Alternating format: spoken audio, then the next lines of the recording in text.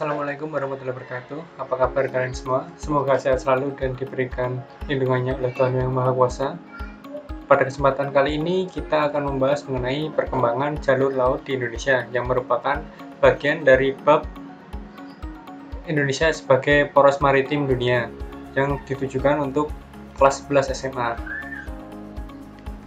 Pada perkembangan jalur laut di Indonesia dibagi menjadi 3 bagian, yaitu perkembangan jalur transportasi dan perdagangan internasional, alur laut kepulauan Indonesia, optimalisasi laut Indonesia sebagai jembatan Nusantara.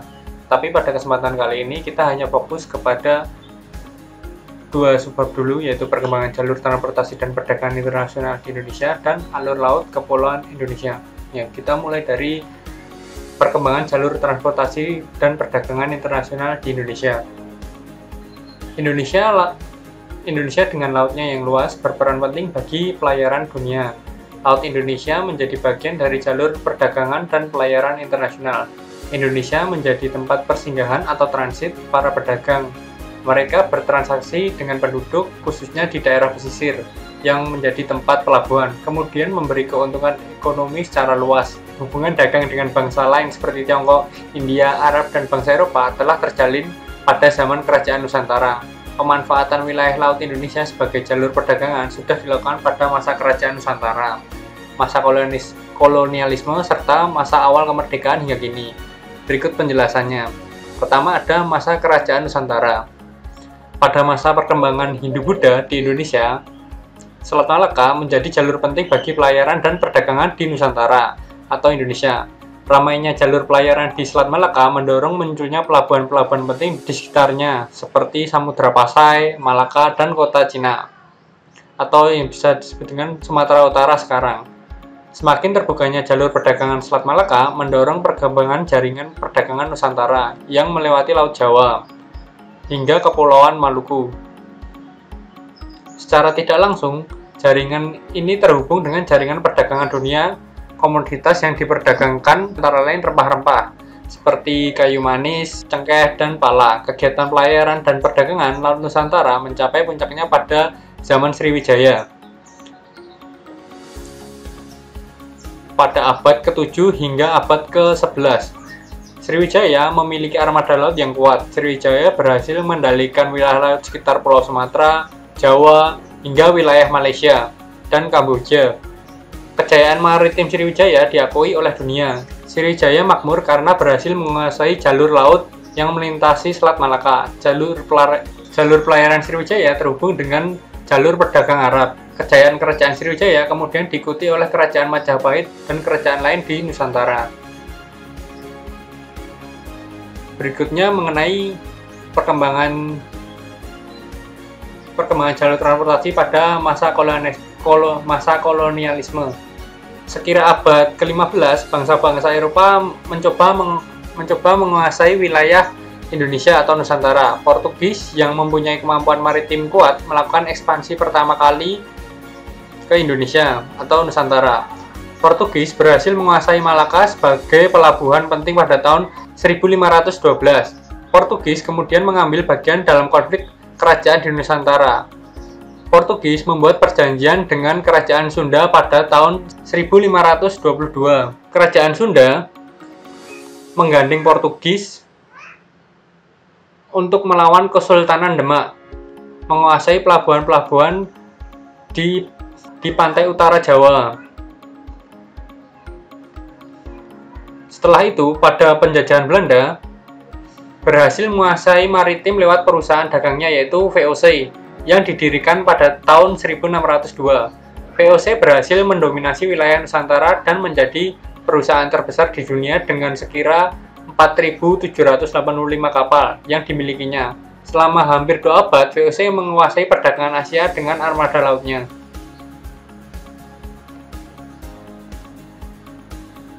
Kemudian perkembangan jalur transportasi dan perdagangan internasional di Indonesia pada masa kemerdekaan hingga kini.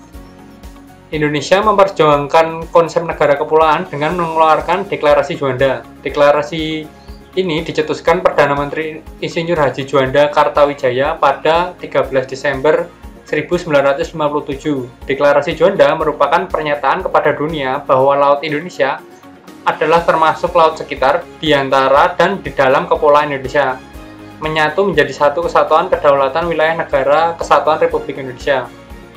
Dengan diterimanya konsep negara kepulauan, wilayah laut Indonesia bertambah luas hingga 2,5 kali dari luas sebelumnya. Dari perusahaan pelayaran niaga, beberapa perusahaan pelayaran niaga mulai bermunculan. Industri maritim Indonesia juga berhasil menembus pasar dunia. Pada 1980-an, Indonesia menguasai kegiatan pelayaran di ASEAN. Kapal berbendera Indonesia mudah ditemui di sebagian besar pelabuhan di negara-negara Asia Tenggara. Tetapi pada masa Orde Baru dikeluarkan kebijakan pembistuan atau scrapping terhadap kapal berusia di atas 25 tahun. Kebijakan ini menyebabkan banyak kapal Indonesia dipensiunkan. Akibatnya Indonesia kekurangan kapal dan industri maritim Indonesia menjadi surut.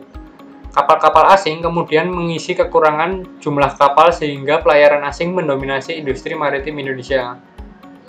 Kini pemerintah menetapkan Indonesia sebagai poros maritim dunia. Kebijakan ini diharapkan mampu menggerakkan pembangunan bidang maritim, mengingat potensinya yang sangat besar. Pemerintah terus berusaha menjadikan sektor maritim sebagai penggerak utama perekonomian nasional. Itu tadi mengenai perkembangan jalur transportasi dan perdagangan internasional di Indonesia. Berikutnya, alur laut kepulauan Indonesia. Pada tahun 1945, saat Indonesia merdeka, laut teritorial Indonesia hanya 3 mil, diukur dari garis pantai setiap pulau. Batas ini menunjukkan perairan di antara pulau-pulau Indonesia di luar 3 mil bukan milik Indonesia dan bebas dilewati kapal asing. Kondisi ini tentu berbahaya bagi keamanan wilayah Indonesia. Kini perairan di sekitar pulau-pulau Indonesia menjadi milik sendiri yang sebelumnya merupakan laut bebas. Namun demikian, kapal asing tetap boleh melewati Indonesia melalui jalur-jalur khusus yang dikenal dengan Alur Kepulauan Indonesia atau ALKI. ALKI digunakan sebagai jalur navigasi internasional dan disetujui International Maritime Organization atau disingkat IMO. Pada tahun 2002, Indonesia menetapkan peraturan pemerintah nomor 37 tentang ALKI atau Alur Laut Kepulauan Indonesia sebagai alur pelayaran dan penerbangan oleh kapal atau pesawat udara internasional. Ketiga alur itu sebagai berikut.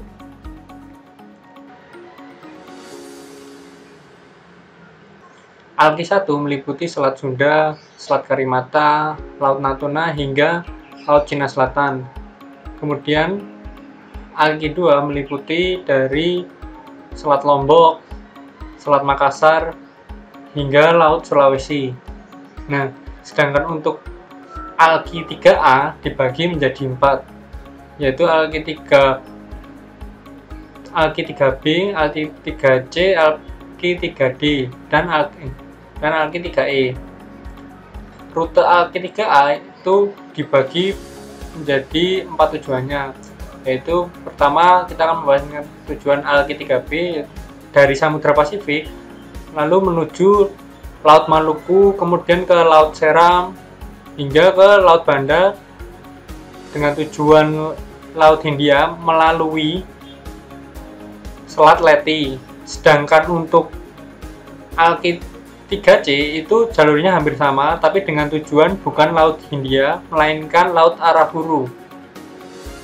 Sedang untuk ALKI 3D tujuannya sama, Laut Hindia, tetapi bukan melalui Selat Leyte, tetapi melalui Laut Ombai, kemudian Laut Sawu hingga akhirnya menuju Samudra Hindia.